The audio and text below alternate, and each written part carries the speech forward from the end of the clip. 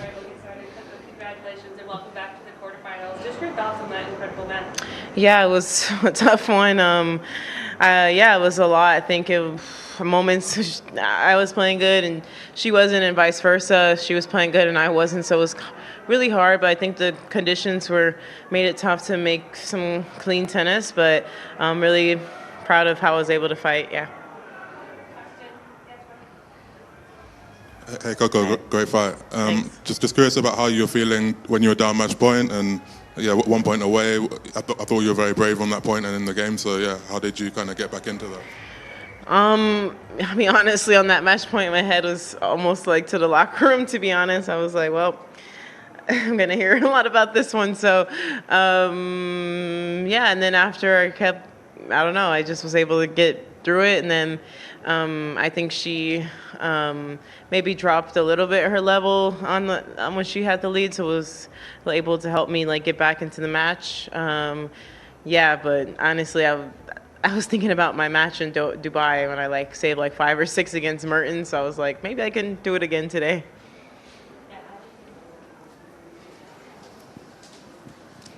Is being down match point something you ever do in practice? Like pretend you're down match point and play the point out? Sorry, I didn't even hear.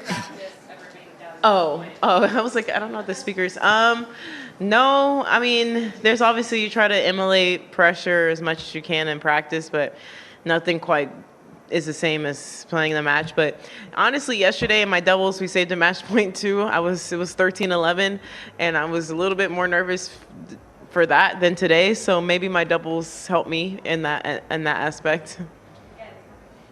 Hi Coco, I saw you speaking with your coach during the match. Yeah. What are you expecting, from your box during a match like this, and how they help you, Yeah, honestly, I'm not someone who gets the lone talks from my coach that often. So, but in that moment, I felt like he just gave me the good advice. And honestly, it wasn't like anything really crazy tactical. It was just, sometimes when your mind is all over the place, it's just giving you the reminders of the things that you need to continue to focus on and remember in those panic moments. So, yeah, it was just more reassurance. Yeah. Congratulations, Coco. It was a resilient win. You said after your previous match that you've been dealing with something personal, but you find the beauty in still showing up and competing. Yeah. Do you have a method of compartmentalizing? A mentor, you said? Compartmentalizing. Oh, sorry. I'm like, can't hear today.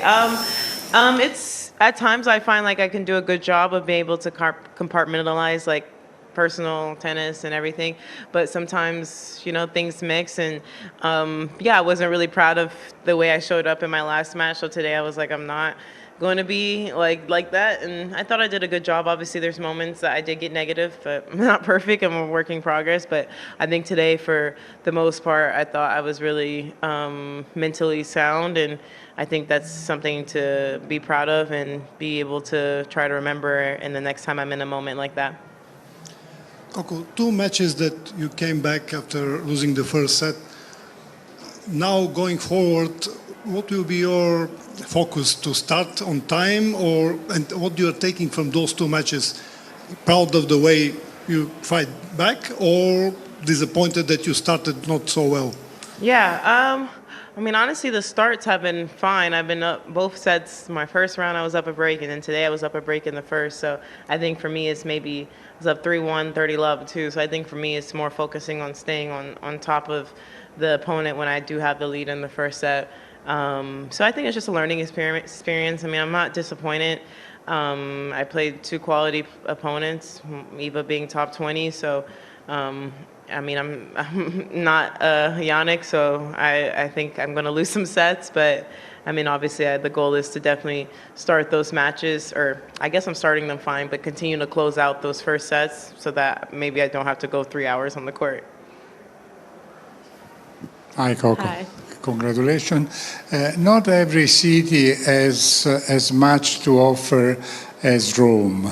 I would like to know if you prefer a tournament which lasts 1 week, where you only have time to go on tennis court, or the hotel and back, or having 2 weeks where maybe one day every other you can maybe see something else, and you're young, you may enjoy also, I don't know, just restaurants or music or views or whatever. What would you prefer in general? Yeah.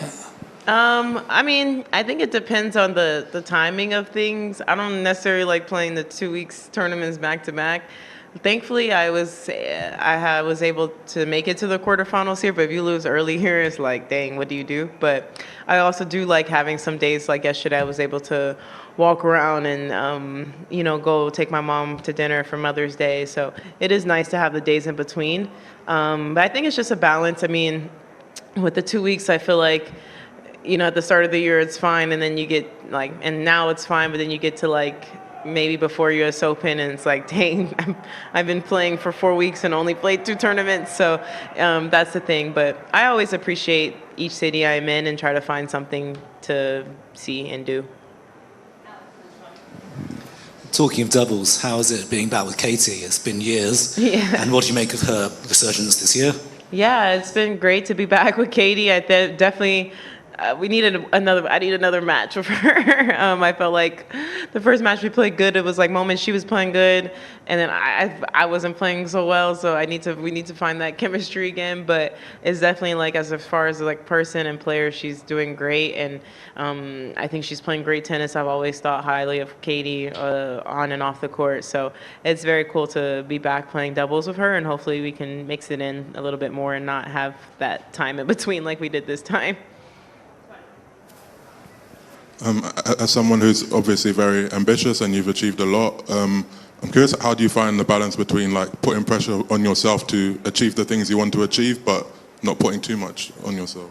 Yeah, it's hard. I think I'm definitely on the other end of putting too much pressure because you always want, I don't know, I feel like sometimes in sports you just want more and more and more.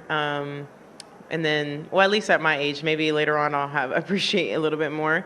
So I think sometimes I put maybe too much pressure on every single tournament because you want to win. But I think now I've taken a step back and just realized that I'm not going to win every single tournament, and I just need to focus on the journey and the process. And I mean, I think the Grand Slams, losing in those will always sting, but maybe not putting so much pressure on Rome and Madrid. And I mean, at this point, every tournament I play is 1,000 or a 500, so they're all big tournaments. So I think just putting less pressure on those tournaments on myself to save my mind a little bit.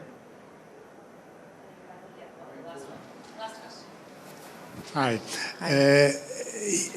Just to find out the way you are, you like most go back to a nice place that you discovered 1 year ago, 2 years ago, 3 years ago, or you prefer to look for something new that you have never seen? When you have to choose, you're faithful to the first choice, or you want to try a new one? I'm not afraid of trying new things, so I'm someone who will do new things. But I don't know, if I really like a place, I'll go back. I already went back to this one restaurant twice when I was going to go again yesterday, but my mom was like, let's change it up. So yeah, I think I'm both. There's nothing wrong with familiarity, but I also am not one to knock a new experience either. Thank you.